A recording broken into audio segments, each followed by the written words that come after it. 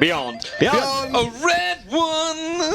Greg's on full view today. I'm ready, Roper. I can feel it. Sometimes I wake up with the electrons and neurons in my blood, and now they're just tingling in my fingertips as they pour on Colin's face. Now, you mentioned my name and Colin's name, which reminds me that we should do introductions this week. Ryan, oh, man. see Hey, you doing it. What's up? I'm Chris Roper. Greg Miller, what's going on? Nothing. Ryan Clements. It's me. Yep. You have a lot of exciting things to say, and yet you always bitch about me not doing intros. And then you just say, that's me. Well, yeah, because what am I supposed to say here? I don't want to take up everybody else's time. Ryan's an editor. Yes. Yeah, I'm an editor here at IGN. Great. Colin, how's it going? Good. How are you? I'm good. Let's get right into the Roper Report. Time for some news. So there's not really much here to talk about. Number one. Remember last week we did predictions for what was going to happen in 2010. Greg, do you remember what my predictions were? At least one of them. Gran Turismo. Not that one.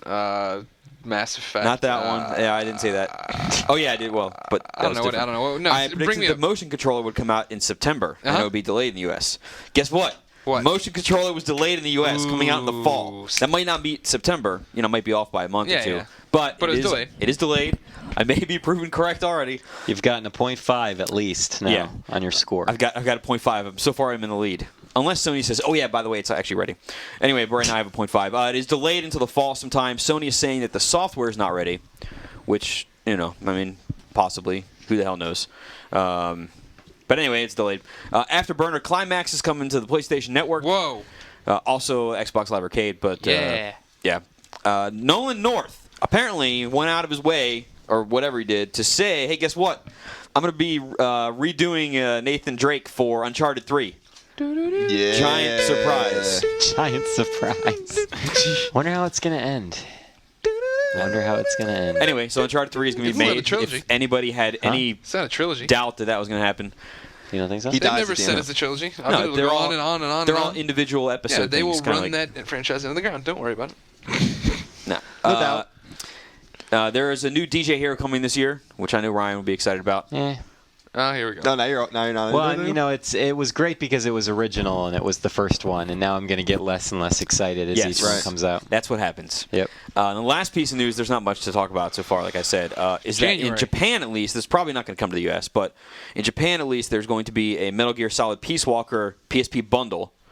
It's going to be camouflage. The system's going to be camouflaged. It comes with a cleaning cloth that's camouflaged also. It comes with a Don't drop it on the ground. And it comes with a case. The weird thing is apparently the case is just green. It's not actually camouflage, which is what you're usually going to be carrying your system in. So you figure that's what you'd want to be secret. Interesting. But anyway, is this a PSP Go or a you're PSP? hiding in the jungle. That's the thing. It's a PSP 3000. PSP. Oh, awesome. Why is it not a PSP Go? They really support Because the Go sucks. Now, so in Japan, the PSP 3000 right now costs, off the top of my head, I'm remembering this, costs something like 16,000 and change yen.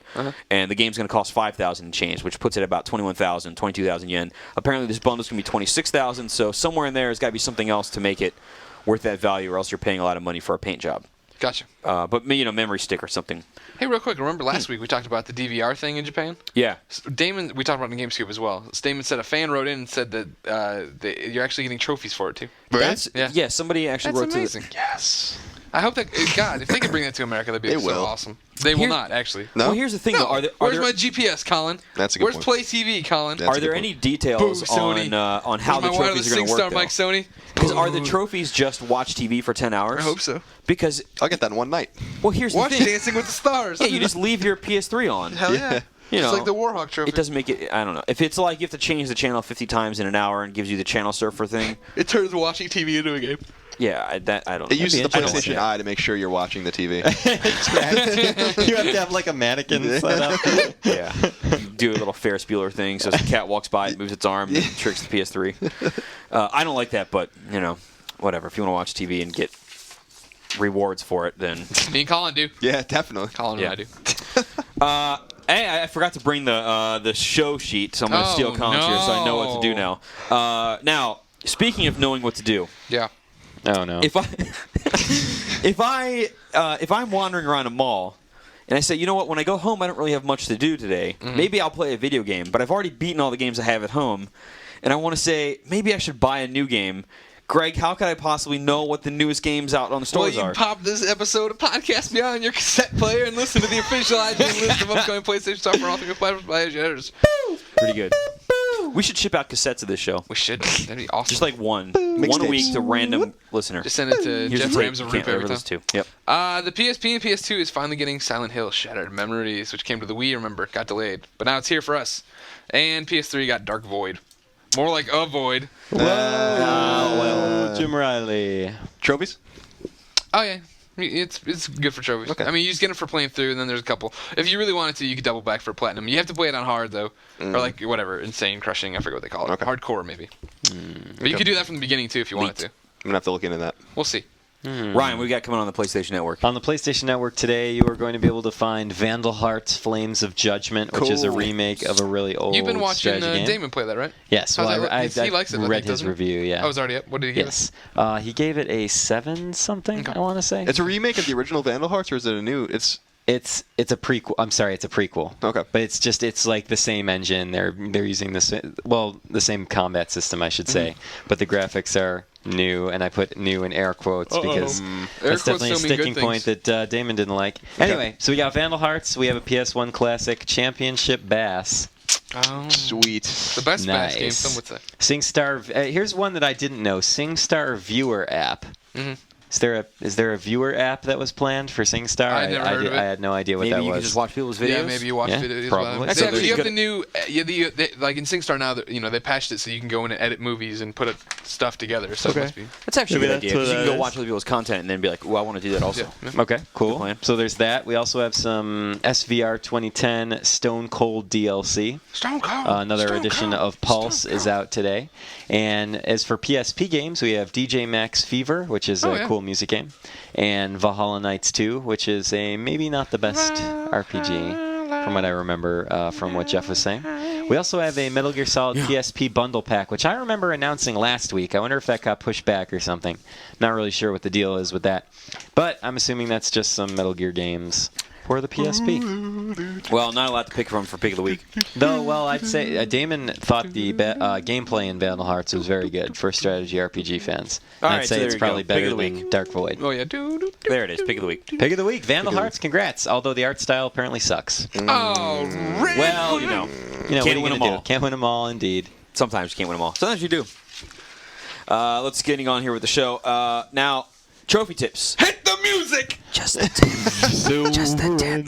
Just a tip. Silver and gold. Wait, what's that from originally? It's from the Rudolph animated, little thing, yeah. Yeah. Okay. Trophy tips. Yeah, Dark Void wouldn't be a bad one to play if you just wanted some trophies. The game's short enough. Two sit downs to get you through it. Okay. You get some there. You get them just for beating levels. So there you go. And if Cool. you want to, you gotta upgrade your pack. But then when you beat it right, like the hardest one before I beat the game was, I thought it would be like you have to find all the journals, all the collectibles. But when you beat the game, it gives you Super Radar, which shows you collectibles on your radar. Okay. So it would just be about going Talking through. about 2 playthroughs then, maybe? Yeah, that's All smart. When you say you can beat this game in 2 sit-downs, Yeah. are you talking a 12-hour sit-down I'm each? not talking a 12 All right, you're talking about a couple very hours each? reasonable, more than a couple, but I mean, Okay. a reasonable. You So think I played it 4 at work hours. that one day for a couple hours. All right. Oh, not even because I had to restart when I got home. So yeah, not long. You can. Okay, It's very nice. a quick one. You can get 5 or through 6 it. hours, you say? It's a 3 episodes. Yeah, and you can fly past the enemies too if you want. But the readers need That's to the best way to remember play a this game. is not a particularly good game. No, it is not a good game. All right, No. I see. Now, there's other things to talk about with trophies. Big time. Colin, do Yo. you want to start this thing off? All right. So Oh, is this it? This is happening? this is it. This is the announcement. So actually, Jack DeVries, who's he's an intern or a freelancer? He's a freelancer. In-house freelancer. He's an in-house freelancer. People would know him from his Pokemon columns over on the Nintendo side. So he's kind of been coordinating this with Greg and I and a few others like Scott Bromley. We're formulating an idea to do a trophy competition starting February 1st. 1 month of trophies. It's going to be 1 month or 2 months It's now? 1 month. 1 month. Yeah. So we're going to go all out in February for a single month and see who can get the most trophies. And we'll be chronicling this on IGN probably once a week in a piece or something like that. And we'll have something to do at the end of it. So It's a competition. It's a competition. It's probably only going to be So who's in it, Greg? It's you, me, Jack, Bromley, Right. Dana Okay. from What They Play, and Amanda from What They Play too. Okay. And now you're going to talk about this in a bit, but to make it all even, you're all kind of starting from scratch, Correct. right? You're going to count from zero. Right now, it's still a pot, a bubbling cauldron of ideas that me and Colin and Jack witch's brew. That was awesome. Pirates brew and witches thing. Good. I like it. Bringing together multiple. So the idea is, ladies and gentlemen, that February 1, we Pirates at 12:01 we start chronicling the right beforehand on that Sunday night. Isn't it a Sunday, right? Yeah. I'll verify. Whatever. The final day of January, we look at the thing, we count the number of trophies we have, take that count, and then from then on out, we just subtract that from there. So you're basically starting going from zero. from your current level, and then you're taking into account everything you gain after that point. Just the trophies. Just the trophy number. Because as the readers know, Moriarty-IGN is one of the most dominant names on PSN, and it wouldn't be fair. He's really not, though. It wouldn't be. Greg Miller has trounced him. It's embarrassing where you are now. I know it is. You were so close too. You were nipping at my heels for so long, and then I just here's did the question. flash moves. Here's the question for this: is you list off the people that are in the contest. Yeah. Is one Mr. Sam Bishop going to be included? No, we did not put Sam into it, but we didn't do it because first off, I'm gaining on Sam.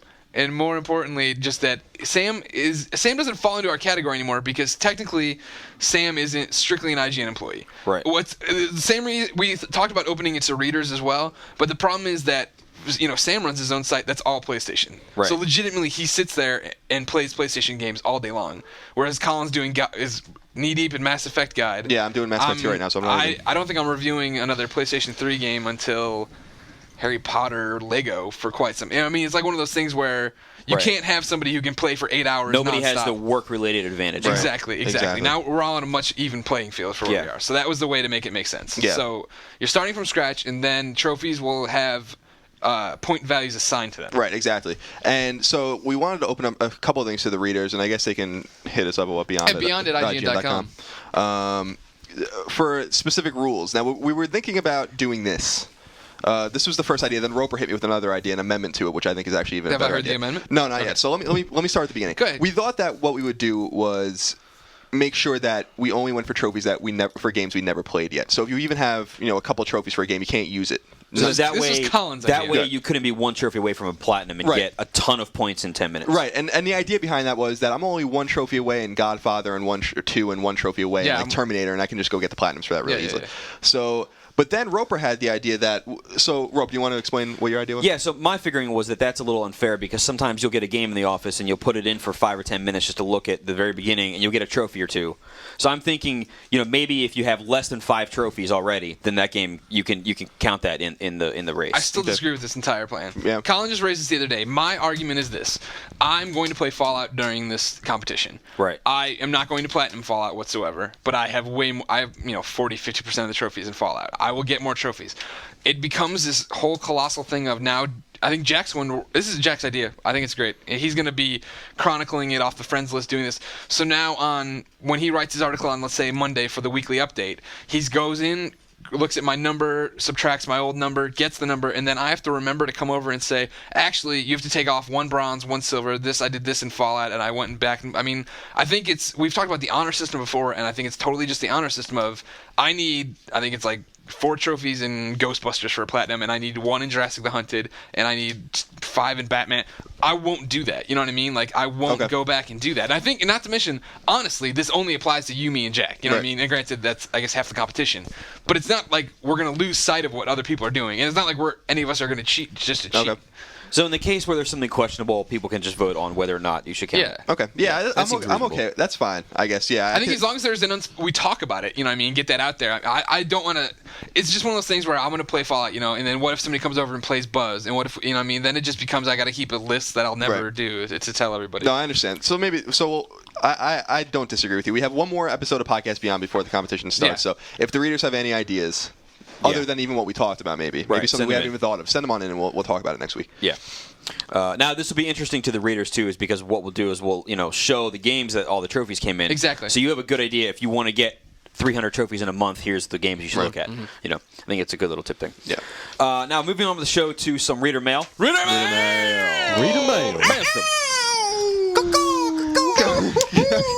That raccoon's flying.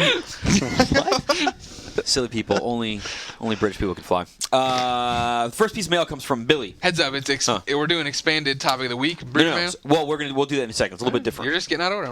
No. Kids are freaking out right now. We're not out of the order. Doesn't topic of the week come before reader mail? You know what it is? Because I borrowed Colin's sheet. Gotcha. And he put this box around. Yeah, this arbitrary box around. Arbitrary box. I'm sorry, that's my fault. It's fine. We already introduced reader mail. We'll do it backwards. Plus, it buys more time for people to submit. Which we'll come back to in a second. Anyway, so first piece of mail comes from Billy. He said he heard some news a while ago about the possibility of Dreamcast games coming to the PlayStation Network. He loves the console, but he can't find anything new on it. What's the dealio? Deal is that Sega hasn't announced anything officially. Mm-hmm. My guess is this will be big E3 news and everything will kind of hit. Really? I think they'll say, "Hey, all these games are available now." You think Dreamcast games will come to? Yeah. Seems. I think what will happen is at E3 that'll be some of Sega's news. Go buy them now. We kicked it off with 5 games. More coming this fall. That'd be totally cool. Et cetera. I think that'd be a really good announcement. I used to. They will do that when they have the press conference to announce Dreamcast 2. Ooh. That's not happening. Fried Console writes in, and this is a very good question, I think. He said he recently purchased a PS3, so he's going to go back and buy a bunch of cheap games and kind of get caught up on stuff. And he bought Mercenaries 2, and then the game froze when it tried to connect online. So he's figuring the servers are down. I don't know what the stance on that is, but he's worried about how, they have the news recently about how EA is shutting down servers for old sports games and stuff like that. And, Calling on Cars dead. Calling on Cars dead, which he specifically mentions here. Now, he's saying that if you go into a store in a bargain bin and you were to buy a game that's only online or very online-centric, jumping ahead here in his question, he's wondering about Calling Out Cars being worthless now, or is it? It's not, because you can have great local play. Yeah, if you had 3 other friends, you lived in a house. Right, and Calling Out Cars is only 4 players, so if you only need 3 people to get the full experience. Yeah. And it's really fun being yelling at the person sitting next to you. A bigger case on this is something like Warhawk. Mm-hmm. If you were to buy Warhawk in a while and the servers are down, Warhawk is only online, and now you can't play it anymore. Yep. You know what I mean? Like what?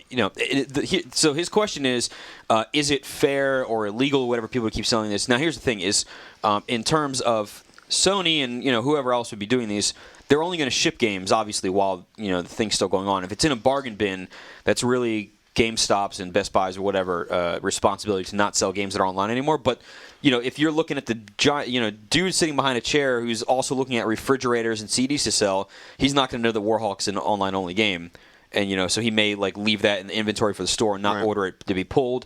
So that's an interesting question. I think that by the time that it got to the point where a lot of these games didn't work online anymore, especially the online-centric ones, they would have already been off the shelves. But plus, that should always be a red flag to a gamer.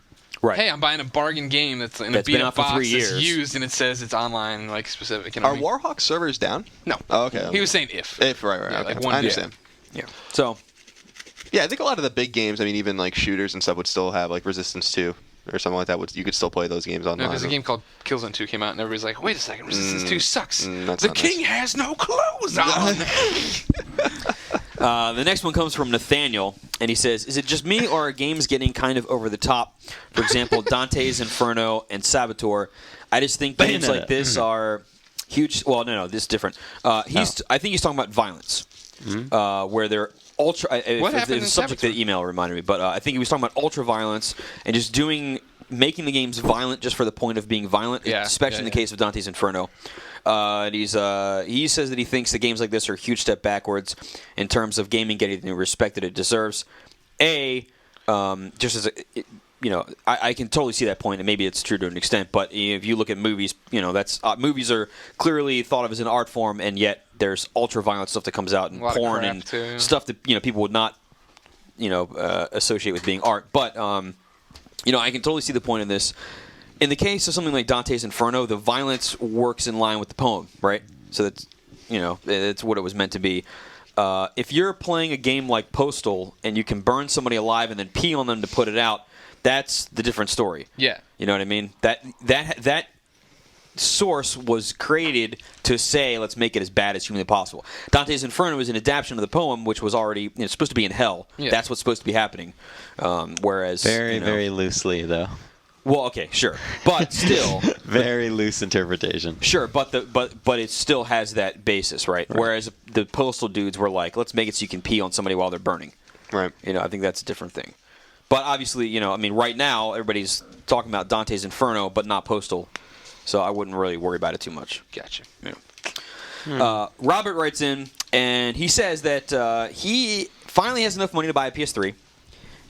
So he wants to get one soon, and he wants to play Infamous and Metal Gear and Uncharted and stuff like that. But his other thing is that he has a 360, and next week Mass Effect 2 comes out. And he's going to buy Mass Effect 2, which will eat up a ton of his time. Yeah. Now, his question is, should he go ahead and... He has the money to buy a PS3 this weekend, whereas Mass Effect is on Tuesday or whatever it is.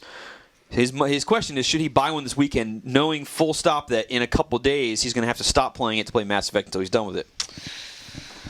Tough call. For me, I don't see the point. Yeah, I would say no. Yeah. I mean, can he do both?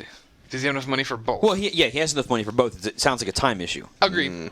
If you have enough money for both and you're going to do it anyway, I would pull the trigger because, there will be times when you're like, I don't want to feel like jumping into whatever side quest right now in Mass Effect. Maybe I do want to play a level of Infamous or whatever, go kill something real quick.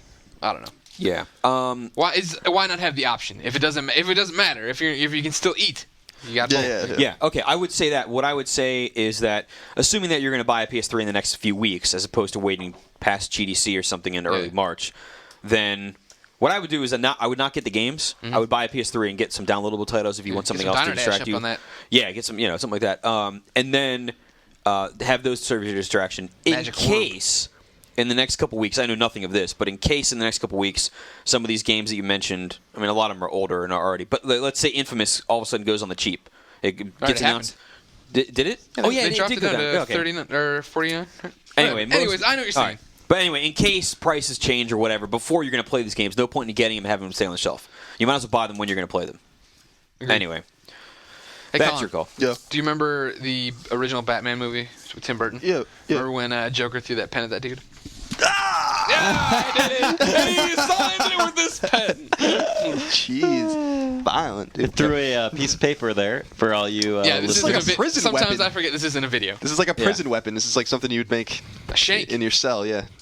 Ben writes in. Ben. He's first-time writer, long-time listener. Same thing everybody says. Ben from Lost. And he's wanting to know if we knew anything about Kingdom Hearts 3. What our thoughts on the franchise are. Yep. Sora dies at the end. LOL. Who cares? That's the eye. F you, man. All right? You're talking about the best franchise ever. You and your Silver and gold. Silver and gold. Okay. Ooh. Damn it. That's your own fault. Hey, we're all cursing now. Give me this. Play the song. Play the song. Yeah, just put the song over the cussing. Anyway, you and your Mass Effect. Kingdom Hearts all the way. Whatever. Anyway, no, we know nothing about Kingdom Hearts 3. The closest thing to the next Kingdom Hearts you're going to get is Birth by Sleep, which is the PSP game, which is undoubtedly going to be talked about soon. Indubitably. Jonathan writes in. Jonathan. Here's the question that I forget if it was in the beginning of the show or right beforehand, but somebody was talking about Mass Effect. Oh, yeah, no, it was right before the show. You were talking about how you didn't really like Mass Effect 1 very much, but He's you talking wanted to me, 2. Greg Miller. Yeah, sorry, Greg. No, it's cool. No, I know. It's a non-video I do it all the time. Good radio. Anyway, Jonathan's question is, what attracts you to an RPG? Is it character, story, art design, music, linearity or non-linearity, combinations, whatever it is? Story and a world. You think I like playing Fallout because I liked the story originally. Go and find my father. Completed that thread, and now I feel I'm invested in that world. I want to do everything still. I still want to see everybody. I want to go help people. That's why I keep playing Fallout. That's why I like it. Mm-hmm. Ryan, you're a big RPG guy. Why do you like them? Story. It's a combination of the story, characters, music, and battle system. Basically, what makes an RPG an RPG. You like the whole package? Yep, whole package. Colin. I mean, it depends. I mean, like back in the day when we were really dominated by JRPGs, I really liked, like in Wild Arms or Tales of Destiny, Final Fantasy VI, those games. I actually liked, turn-based battles and limited graphical capabilities that were coupled with really good storytelling and character development and stuff like that. But now that like really Western RPGs dominate, I like, a game like Mass Effect or Fallout because of taking some of the good features like the customization of a JRPG and melding it with the first-person or third-person feel of a shooter that seems a little bit more fluid, and I kind of like that combination more, now. And now JRPGs seem a little archaic to me. So it depends on what era we're talking about, really. I think ultimately the most important part of the RPG, which has now influenced pretty much every game in existence, is a feeling of reward that you get for playing. Right. And you are constantly being fed, what you are doing right now means something. The experience point system has been brought into almost, tons of games. Well, it is every game because you have trophies and achievements. Yeah, and all that, exactly. So I mean that's sort of what the RPG was all about. Right. And that's something that I think any gamer can relate to. I totally agree. Yeah, and because you can even see shadows of an RPG in a game like Onimusha or God of War just because of the customization of your character and building them, and I think that is inherently RPG. So you're definitently right on that. Now, for me, I am notoriously not a giant RPG fan. Although I love the Western stuff. Like Fallout is great. I love Knights of the Republic, the first one at least. Oh yeah. Now my thing is that for me, what I love about RPGs is the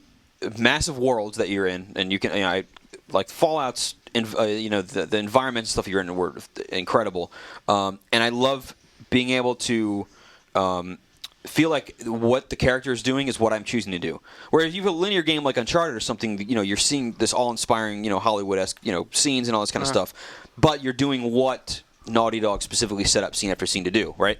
Which certainly has its place. The strength of an RPG is, in something like Fallout, is you can just go do whatever you want, right? Exactly. And I think that's great. What I don't like about RPGs, and the reason I don't play things like Final Fantasy or whatever, is the amount of how tied up you can get in stuff that I think is worthless. Going off and doing side quests for somebody that doesn't ever actually do anything, and a lot of times you don't know if it will or not. And like for me, I don't have a lot of time, and so I can't play these games and go in and say, I don't know where this quest is going. I don't know if I'm going to get something that I need here, so I have to do it, otherwise I might be screwed later. And then now the game takes me 4 times as long as if I could just run straight through it. And so that's a huge time suck for me. Granted, I spent 40 hours in Fallout because that entire time I felt like I was completely in control of what I was doing. Yeah. Right? I could not do something, and I knew if it was going to be important or not. They did a really good job of that. Whereas in a lot of their games, I'm like, I don't know who I need to talk to next, and maybe they have important information. That's just me. Jamal writes in, and he was wondering why Sony has yet to put any PlayStation 2 games on the PlayStation Network. They want to make money. They want you to keep buying the PlayStation 2. Yep. And there's some emotion engine. I don't buy that as the answer, actually. Thinking about it right now, I don't buy that as the answer. Because if you have a PS3, you're probably not buying PS2 games anymore. No, but you probably already had a PS2 library. Right, now but you're probably. But here's the thing: is you're probably not buying PS2 content at all if you have a PS3. Mm-hmm. Very unlikely that you are. So they're not losing any money on you. Whereas they would gain money on you from putting the PS2 stuff on the store. Yeah. One big issue with this, I mean, maybe it's ready and nobody knows about it, is for any PS2 stuff to go on the PS3, there has to be now a software emulator of some sort. Yeah. And if that isn't there, they can't do it. So assuming that Sony wants to do this, and you gotta hope that they do, is that it's being worked on, and at some point it'll be released. And like I said, in the predictions E3, at least I hope that will happen. But it won't. Well, we'll see. Start lessening your. Gosh, we do this every year. We get all excited about E3, and then it's nothing. I mean, it may be nothing. I mean, it may not ever happen, which would suck. But the main thing is that the software emulator has to be there. Yeah. There's certainly the audience for it, so hopefully it's in production. The last piece of reader mail that I have for this part comes from Maisie Town. Maisie Town. Who says, if we could somehow hand over any license that we wanted, be it a movie, a book, whatever, to a Sony developer of some sort, what would it be? And what studio would we choose? I remember having a question similar to this. Yeah, something like this. God, it's tough. Did you say a movie or book? Anything. Any license. I remember your original answer was Walking Dead, right? Didn't you want to see a Walking Dead game? Yeah. By who? Totally need. At the time, I don't know if I had it, but I'll say Naughty Dog. Naughty Dog? See, what I want, who's a good Sony RPG person? I want a giant RPG set in a zombie apocalypse. Gotcha. Not with Dead Rising, or not. No, I'm sorry. Not with Resident Evil, crazy snail head things or whatever. Some crazy just alien race. It's like a just normal zombies. virus. Traditional. Zombies have turned. Yeah, exactly. Right. I want that. All right. I want to try to live that. I want to get bands of survivors, run quests, then do that. That would be totally. And then you can be converted, and you can choose if you want to just keep your character as a zombie and roam the zombie. That's awesome. That'd be a really cool one. Yeah. Mm-hmm. So there you go. Then that'd be a good MMO too. Mm-hmm. Somebody's got to be working on that, right? Somebody's got to be. I mean, as big as zombies are. There is somebody making a zombie MMO. There we go. Perfect. But it's not. It's only just went into like pre-production recently, so it's years off. Yeah, exactly. Do you know this off the record or something? No, this is announced. Yeah. What's that? What's Island of the Dead? Well, he didn't give any details. There's another zombie game or something. No, whatever. You know what came to mind too? Remember? I don't know if you guys remember this series of books, young adult books, Redwall. You guys remember that? Brian Jacques? Yeah. Dude, I grew up with Brian Jacques. Yeah, me too. And I badass. I don't know if the readers remember, or if you guys know those books. They're not real. They're made for maybe like what, 12-year-old, 14-year-olds maybe. Yeah, but it was fairly good writing for a kid's book. I think so too. Redwall was like a kind of a fantasy series, and there's like a lot of books in that series. I think I only read 7 of them. There's like Madame Mayo and Moss Flower or something. But it's about like this is a blast from the past for me right now. It's about like a mouse kingdom, a kingdom of mice basically, and it's all like anthropomorphic animals, like they're all like knights and stuff like that. It's really cool. Really and cool. I don't know why that instantly came to mind as something that would work as a video game. Novel, Mouse Guard. No, is that what it is basically? Pretty much. Yeah. That's badass. Yeah. I would love to see speaking of young adult books, I grew up with another author, Garth Nix, who wrote the Abhorsen trilogy. It's Sabriel, Lyriel, and then Abhorsen. It's about necromancers. They're these like sorcerers who control the dead, but they're working for good. Like they bind the dead as opposed to bring them to life. Mm-hmm. So I think those would make totally badass games. Cool. That was a really awesome world. What I would like to see is I don't know which developer would be good for doing this, but and I know there's a lot of Alien games already created, but I think just a essentially no story. You give a setup. Basically make it like Dead Rising, but there's zero story to it. You're just here's what happened, and they just put you in the middle of an alien's infestation, and you just need to survive. And you just see as long as you can go, and you just try to get out and do what. I think that would be awesome. Yeah. Make it just infinitely replayable where you don't. Like the aliens, like the actual. Aliens. Okay, gotcha. Yeah. Like you're on a ship and you get shipwrecked on their thing or whatever. Okay, now gotcha. And then Sigourney Weaver's dead next to you or whatever, and you're like, and you have Bill Paxton yelling "Game over." But I think that would be awesome. Anyway, okay, it's time for topic of the week since we're doing this backwards. Oh, it's backwards, so it's what? Yeah. What? So we didn't have a great topic because it's January. There's not a whole ton to talk about. So worst month ever. What I did was I on my Twitter/Facebook account, I said, hey, we'll do one of those quick fire roundtables. Send us some ideas. So what we're going to do is, if you haven't heard this before, is we'll go around the room and then, everybody gets one topic. Nobody else really chimes in on it. You say what you want. You have 1 minute to do it. Greg, you want to kick it off? Sure. Wait, should I have a stopwatch? No, I can look at the thing right here. Well, but I have a stopwatch on my iPhone.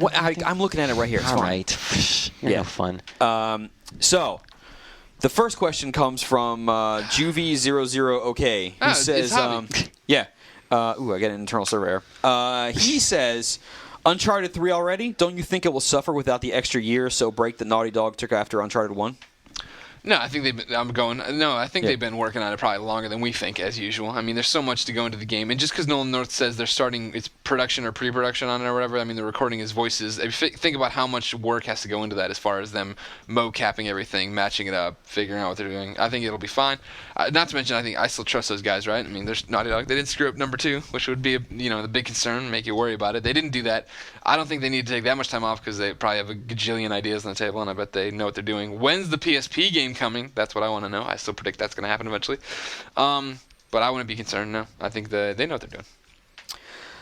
Good. Ryan. Yes. This one comes from Speedy Desiato. Desiato. He says that Infamous is a fun game, but in his opinion, I don't agree with this whatsoever, the story is completely dreadful. Bite my ass!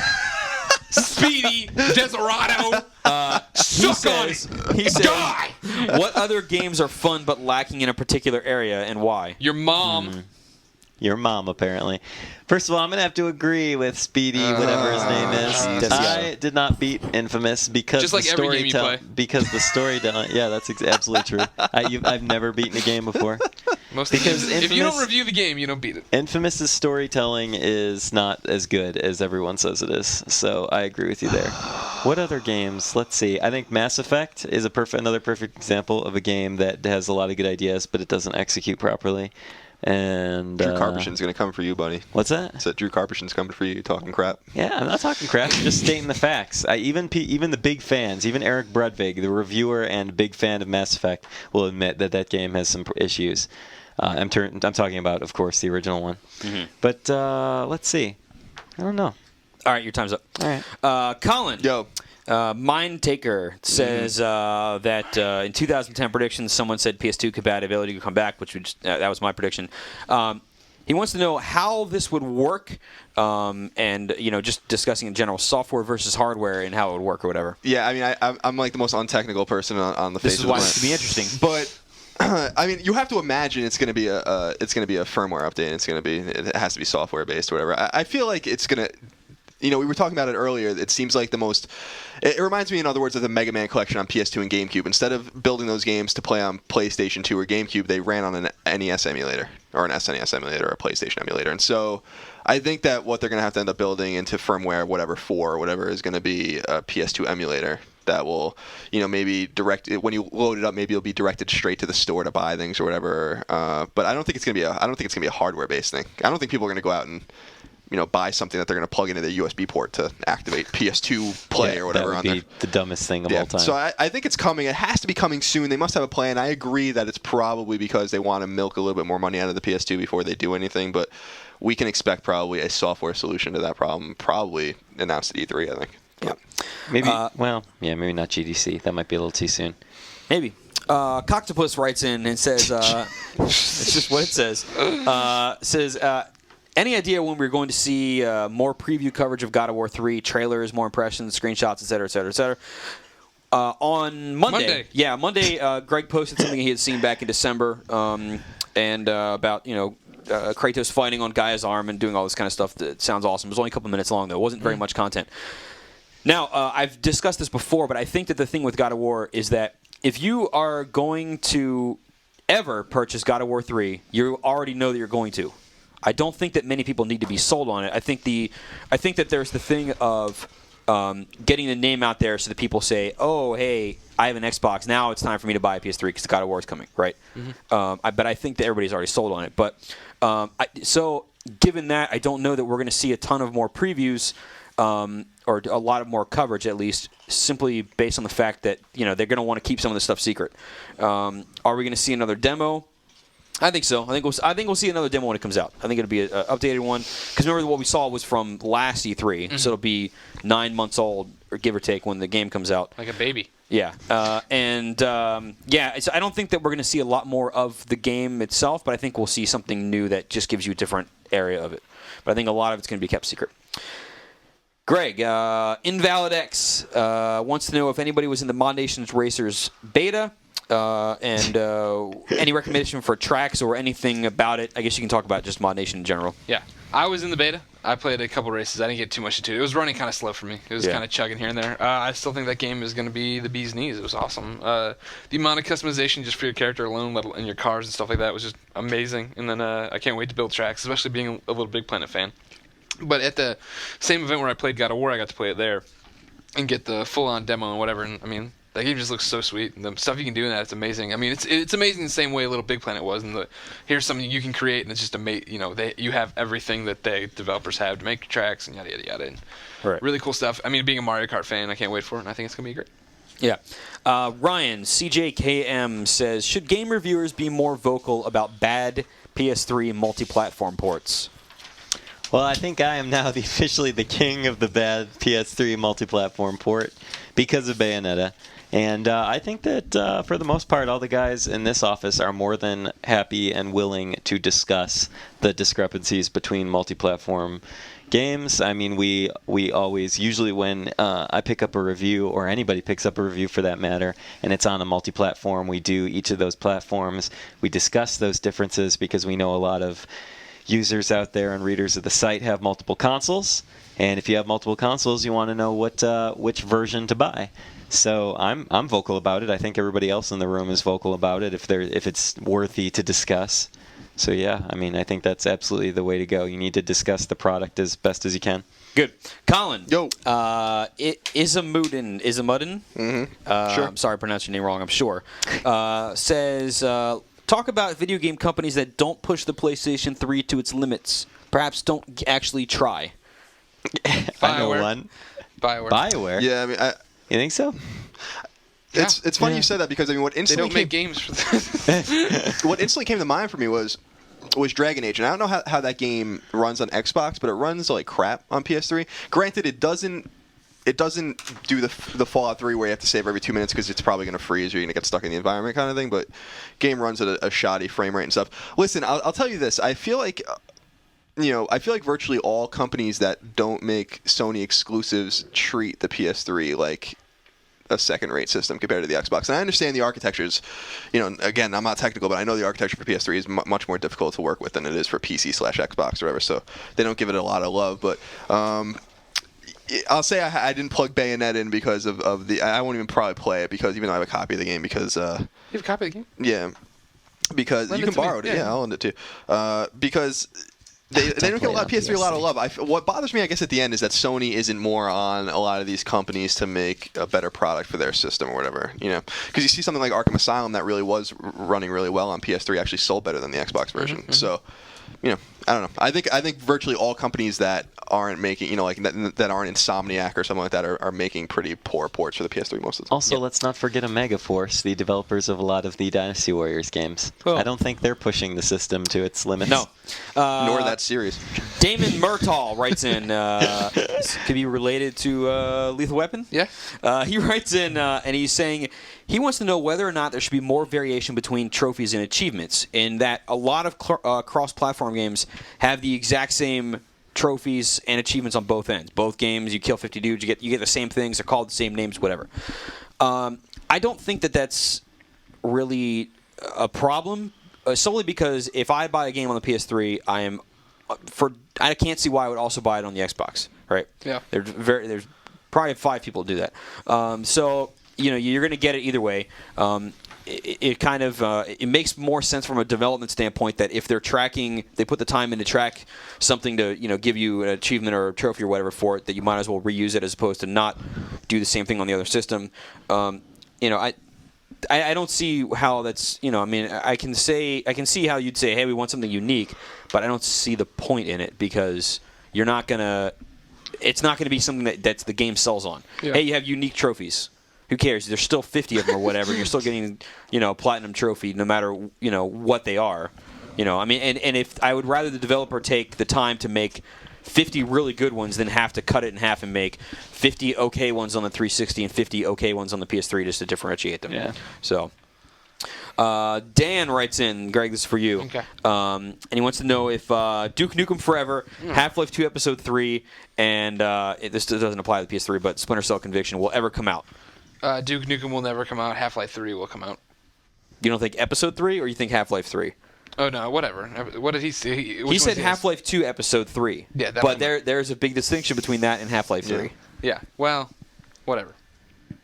It's coming out. Are people speculating that there is going to be no Episode 3 and they're just going to go to Half-Life 3? I don't know. Yes and no. It's been a while since Episode 2. So I'm saying there'll be Episode 3. Yeah. Ryan, for you. Yes. And feel free to pass this off if you don't know what the hell I'm talking about here. No problem. Will the PS3 ever get Slingbox software? Yep, pass. Okay. No. You know what Slingbox is? Yep. Go ahead. I don't think it will, because I think Slingbox, if you didn't know, is the little doodad you hook up to your TV so you can watch TV anywhere. It's a wireless transmitter, so you can spit your cable, whatever it is, to another set, so you can share the signal. Yeah. I mean, I guess why would I even want that on the PS3? I guess in case my PS3 was downstairs and my cable box was upstairs. Yeah, I don't know. All right, well, this is stupid. This is a dumb question. Who is this? You're dumb. Get out of here! Here's the thing. Get off my porch! I'm kind of breaking the rules of the format for this thing, but it could make sense if you have a PS3 in one room and you could play it in a separate room because it would shoot the video signal and the controllers are wireless. Oh, he's asking if we're going to shoot the PS3 around. I thought we were shooting TV to the PS3. I don't know what he was asking, but in that case, it's much more interesting. That makes more sense. Okay. I'm sorry. I take it back. Come back to the porch. Yeah. Come here. Come here. Have a cookie. Ryan, here's one for you. Okay. Scoring in video games. What music has made a game for you, and what has it ruined? He says he can't play Bayonetta because he finds the music so obnoxious. Oh. This is from Daniel. Daniel, get out of here. Get off my porch. Damn it. First of all, the music in Bayonetta is awesome. Second of all, let's see. What game has it made for me? I mean, music games like DJ Hero couldn't be possible without like a good track list. So I like that kind of music, and so I was really into that. Not necessarily music, but I have never been able to play Okami, which is supposed to be an absolutely fantastic game. Because you look confused, Roper. I do, because I like the music in that game. Oh, okay. Music, I'm sure, is great.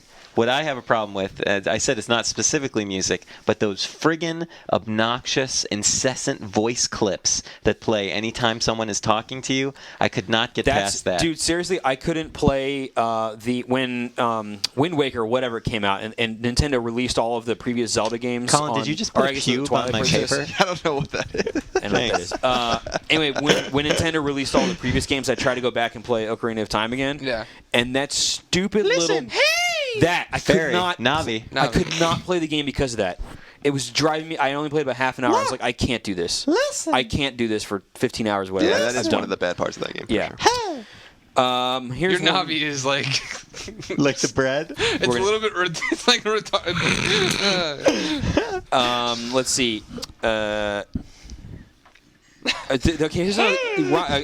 Colin, this is a question for you. Issa Mudden, probably pronounced the name wrong again. Wrote it and he says, why doesn't Sony do what Microsoft does and use a high failure rate to boast new sales? Burn. Oh, it's a backwards question. Yeah, they wouldn't do that. The PS3 quality is what's going to drive it ultimately to succeed. While, you know... I love how resolute you are in your love of the PlayStation. Well, it's not resolute because I've always said I want to love the Xbox. I do, like for instance, Mass Effect is really one of my favorite games, and Shadow Complex is one of my favorite games last year, and I loved Castle Crashers and all those games. It's just I won't buy into something that is going to break, and it is going to break. One way or the other, that system is going to break. So I think that ultimately, obviously, it's a facetious question, but. I think that ultimately Sony's quality with the PS3 and the PS3 Slim, which are both high-quality systems, it's actually going to work out well for them in the long run. Especially if we don't see new systems and I really don't think we're going to see new systems until 2012, 2013, 2014. I really think they're going to ride these things. So, you mean you don't even think Microsoft or Nintendo will put out a new system? I definitely don't think Nintendo's going to. I think Microsoft maybe it will be the first one to maybe do something, but I don't think we're going to see anything for them for a while. And I think that if we're looking at it in the scope of maybe 2012, 3 red lights is going to be a huge joke by then. And meanwhile, people's Sony PlayStation still works. So. I think it's a huge joke now, though, but people just don't care. They keep buying the stupid. Well, I think that it inflates. First of all, yeah, like you said, I think it inflates their sales numbers because people have to buy new systems and stuff. And people, for some reason, just don't care, and that's what really puzzles me. It's so puzzling, and you have to wonder if Sony got into the game at a cheaper price point, what would things look like right now for Microsoft? Yeah. So. Piece of mail comes from Joshua, who says, I'm going to kind of take a tangent on this one, but he says, how long do you estimate that it will take Nolan North to land every single voiceover job in video games? Dude, if there's a white dude in a game, he has the job. Yeah, he doesn't have to audition. I think that he already has all of the jobs. Now, granted, he's great as Drake, right? Yeah. He is that character. It's not that he's a bad voice actor in any other games. No. And he's fine in all those. The problem for me with him doing all of this stuff is that every time I play a game with his voice in it, it's Drake. It's Drake, yeah. And I can't get over it. Like I played like 3 levels at Dark Void at an event, right? And it was like every time he'd say something, I was like, this is Drake saying it, but he looks different. I thought he was fine in Assassin's Creed. Assassin's Creed, I didn't feel like he was Drake. It was like, oh, that's Nolan North. All right, and then I was fine. I was back to it. You know what I mean? But like Dark Void, yeah, he looks like Nathan Drake and he talks like Nathan Drake. I think if you make a generic game, you can't use him, or else it's going to seem worse. Wait. One quick side note. He is. I mean, yeah, I'm absolutely in agreement that I'm sick of him in his Drake-like role when he's like in Prince of Persia and that sort of thing and Dark Void, but. He did a voice in Ratchet & Clank Future Crack in Time. Mm. I did not ever hear him. I think he's really good at doing other voices too. I think people just bring him in and say, do Drake. Yeah, I know. And then you gotta know. Yeah, he was in Shadow Complex too. That was him as well. Yeah, that's basically that character. Even the design was basically Drake. Yeah, so. Terrible. Here's the one last round. One last round. Justin writes in, and he says, what do we think that Sony can do to reinvigorate the PSP in 2010? which, he says that it was supported well by software in 2009 with like Patapon 2 and Final Fantasy and stuff like that. But what can it do in 2010 to keep the system going? I think Metal Gear is a good step forward. They need to release games. That's what carried them in the last one. They need to announce franchises people care about and keep putting them out. You're not going to capture the large audience, you know what I mean? Like the PSP is the fan base it is. It's not going to change. What's up? Did you see that Atlas is releasing Persona 3 on the PSP with a whole new character and stuff? Mm-hmm. That'd be cool. Because you like that game a lot, right? I love Persona 3. I was very excited when they announced that they were going to bring that over. Because I don't think you beat it yet on Correct. Yeah. So would you be willing to start over on the PSP? Oh, 100%. Yeah. They announced that the game was coming a while ago, and I was on it from the get-go. Gotcha. But now they announced that, today, that the July release date, right? Yeah. That won't help, though. It's, whatever. It's Metal Gear is their biggest one coming up this year, and they need to announce Uncharted Kingdom Hearts on there or whatever. Kingdom Hearts. Just throwing that out there. It's a big name. Mm-hmm. Yeah, no, it is. Ryan, your last question is Miles writes in, and he says, would you be averse to a paid PlayStation Network if the features were comparable with Xbox Live? And it's a really tough call. It would just have to be entirely different. I'm so used to having that as a free service and feeling confident with that it would be very difficult. The only thing I could think of is I would pay if that was the only option to keep the service running well and whatnot. But otherwise, why would I want? They shouldn't charge you for that. It's part of their product. Yeah. I haven't had an Xbox Live account in forever because I just can't afford to pay that fee. So you really don't have an Xbox Live account anymore? Well, I have the account. I just haven't been a gold member for a while. There's no point. I haven't played it much. So that's the problem. Is that if you say you smack down $50, do it. Not for especially for a year. That's not a bad price. I'm not saying that's expensive. I'm just saying, say you smack down your $50, and then there's like a 3-month drought where you were only playing PlayStation games and you didn't really have any Xbox Live games to play. That's wasted money. Basically, you are not getting your money's worth out of that time. So, don't know. Just saying. Colin, last question for you comes from Ryan, who wants to know, not you, when we think Sony will start talking about the PSP 2. Honestly, I don't think they're going to talk about the PSP 2. This kind of goes back to the question. I'm pretty the PSP's dead. It's done. I don't understand how you could they could possibly be looking at another device that will fail as badly as the PSPS, because while it's pushed a lot of hardware, there is no I was kind of confused also by the reader was saying in 2009 there was a lot of software. There wasn't really any software. Compared to its earlier days when it seemed to be much more heavily supported. There was so much good software last year, Colin. I don't think I bought Planet, Patapon, Dissidia. There was Rock Band Unplugged. MotorStorm. It was a banner year last year. That's the problem, is that everyone thinks the PSP is a failure if they don't own one and they don't care. The PSP appeals to a very, very small sliver of people, and the people who have it like it. And play it. Don't get me wrong. Plenty of people in the IGN. Every time I want to play it, I gotta download firmware on the plane. It's because they haven't plugged in the system in 4 months. But I own a PSP. I have for a long time, and I like it. Yeah. And I want to buy more games for it. I just feel like nothing comes out that really appeals to people. Saying a Rock Band game is a big deal on the PSP. Who gives a it was an awesome game. But who cares? It's Rock Band. I need something. But then you have Little Big Planet. You have Dissidia. You have all those other games. Dude, SOCOM's coming this year. It's gonna be good. Metal Gear is going to be good. You're saying who cares, but a lot of people care about those games. Those games will sell 50,000 copies on the PSP. That's the point. Because, again, there's a small sliver of people that care about an install-based issue. But I don't think it's an install-based issue. A lot of people buy PSP. If you look at the numbers, they're selling actually quite a few units, especially the old one. Especially all of last year, they're pushing units. They just don't have software, and I don't understand how they're going to turn things around by saying we're going to release another piece of hardware, especially when they're competing with something like the DS, which I hate to tell you is dominating handheld. There's no way they'll catch up. So I don't. I'm not saying they're going to win. I think they got to cut and run on the portable PlayStation. Personally, that's how I feel. The last bit of this before we move on comes from Anthony with a good question here, timely one. Says, do we think that the Sony's delay of the motion controller until or do you think that they will delay it until Natal comes out, or will they still try to beat Natal out of the gate? Now, here's the thing: there's kind of two ways to look at this. If Sony released the motion controller in the next couple of months, right, it would come out and then people would play it, and let's say that it's great. right? But it has its own little hook. It doesn't completely revolutionize gaming, but there's some fun stuff to it. People may then look at Natal. This is probably not what Sony's doing, but people may then look at Natal and go, "Ooh, it's coming out 6 months later. It must be better. Anything that comes out later has got to be better than something before it, right?" There was that angle, but that's probably not the case. I think what happened was just the hardware wasn't done, and they're saying the software wasn't done. I think it's both. But and it could just be not even the games that aren't done. It could be the program, the SDK for getting the controls into the game. That might not be done. It might not be complete. But anyway, the thing is, what's really weird now is people talk about the motion controller in terms of, hey, it's coming out and Sony's trying to do all this other stuff. But if you look at what publishers are talking about and the excitement for all of this stuff, it's Natal all the way. Yep. People are super excited to see what that is. I think it's going to be garbage. Or I think it'll work, but in terms, I'm not going to play Burnout that way, like I've talked about before. But I think the focus of all of these new things is certainly on Natal, and I don't know if it's a good idea if they had the option.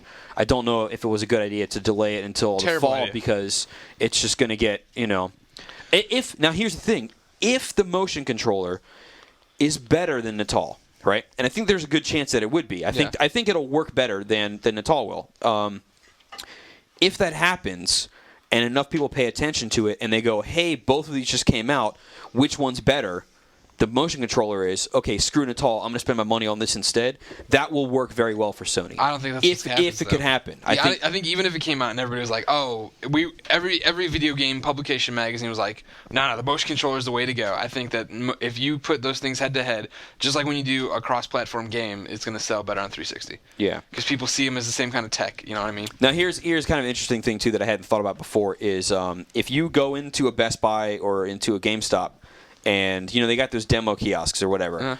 If you walk past the Sony setup, and this may not really amount to much in the way of sales, but if you walk past the Sony setup and you look at it and there's a game playing, in order for you to interact with it, you have to go over and pick up the controllers. If you walk past the Natal demo that's set up properly, it could pick up your motions and put it and interact with the game without you even trying, and then you're like, wait a minute, I just did something, now let's start with my arm, and then you play with it for 10 minutes. That could be, I don't know that would make or break anything, but you put that in enough Best Buys right as you walk in the door, that might actually do something. Anyway, we'll see. I think the motion control would be better for gaming than Natal, but I don't think either one is going to be all that great. I don't want either one to completely replace my DualShock. Not excited about either. Yeah, me neither. We'll see. It will definitely be interesting once we get there and we can actually see games that use them. Because right now it's just technology and whatever. Anyway, that's the end of that segment. What do we got left in the room? PSN hit of the week, Ryan. On it. Let's see here. Got my 2 sheets. There we go. Ooh, 2 sheets. Yeah, one is for the tournament winners, which we'll get to in a bit. Here's an interesting Facebook hit of the week that I got from. Let me make sure I'm pronouncing it right. Imeka. I want to say it's Imeka, but I'm not sure. Anyway, sorry if I'm butchering your name. He writes to me with a very interesting story, and I want to see if this actually works. He just finished his first semester in college back in December. Didn't really enjoy it very much because he didn't meet a lot of people that are gamers, and so he can't, do the whole gaming thing at college, which is awesome, and I do love the whole gaming scene at college. Yeah. So he had an idea. He wants to try and get college-specific hits. And, general hits are good, but he wants to see if there are other Podcast Beyond listeners at college that he goes to. So he wants to put a hit out for people that go to Westchester University in Pennsylvania. If you go to Westchester, who knows? Maybe there's 1 or 2 other Beyond people that live there. And you want to give this guy a hit and make you can get him on his PSN name is Chimasune, which is CHIMA. Samune, all one word. It's a combination of his middle name and then Masamune, which is like the classic sword in all those RPGs. Give him a hit, see if you can play each other in something, and then perhaps you can even study and succeed in life. Form a Spanish study group. Yeah, maybe Joe Miguel will join. Yeah, definitely. Do the thing. Greg, do you want to do it? No? PSN confirmed. Good. Before I forget, if you want to write in for reader mail or suggestions for the little trophy competition going on, send it to beyond@ign.com. Go on iTunes and rate us. Follow us on Twitter at IGN.com. You can follow me at Chris_Roper. That's where I send all this crap out. Hey, I just got a text from Papa John's. What do they want? I'm serious. Are they sending you a pizza? I get a large for just $10 each. Includes all specialty pizzas. Let's order Not a bad pizza. deal. Let's do some pizzas.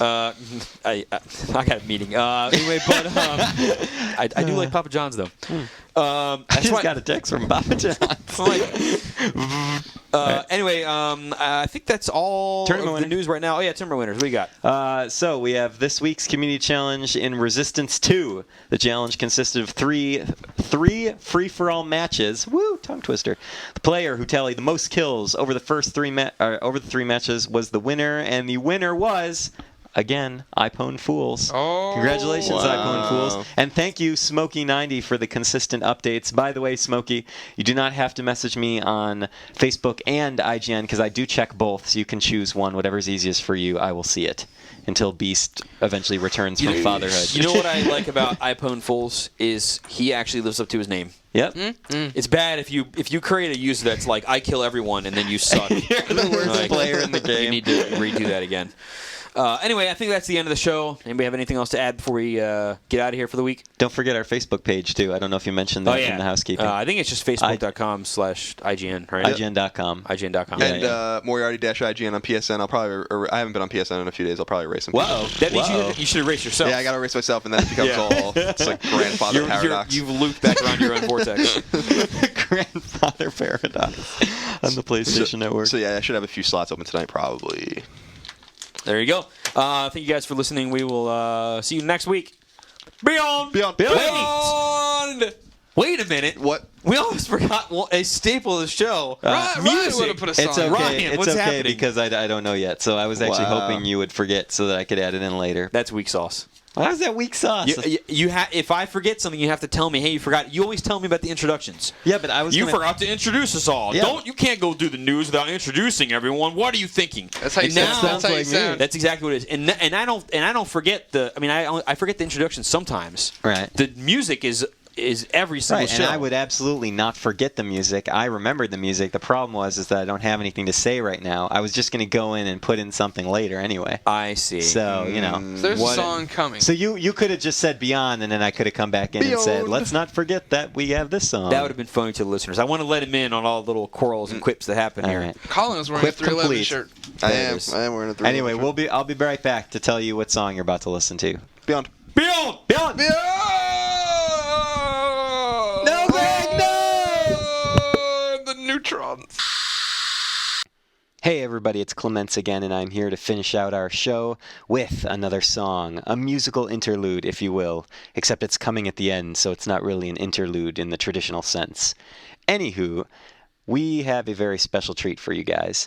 Today I'm going to play yet another track off of our own Damon Hatfield's album, Background Processes. Again, if you guys are unaware, Damon, one of our editors, very cool guy and gentleman all around, is also an awesome musician, and he gave me permission to play another one of his songs. So we are going to hear Proper Form off of Damon's album, Background Processes. I'm going to play that right now, and if you like the song, you will most certainly like the CD. The album is just really awesome, and you can find it on iTunes. The artist is just Damon, and Damon Hatfield. That's his name. The album is Background Processes, and this song is called Proper Form. Beyond.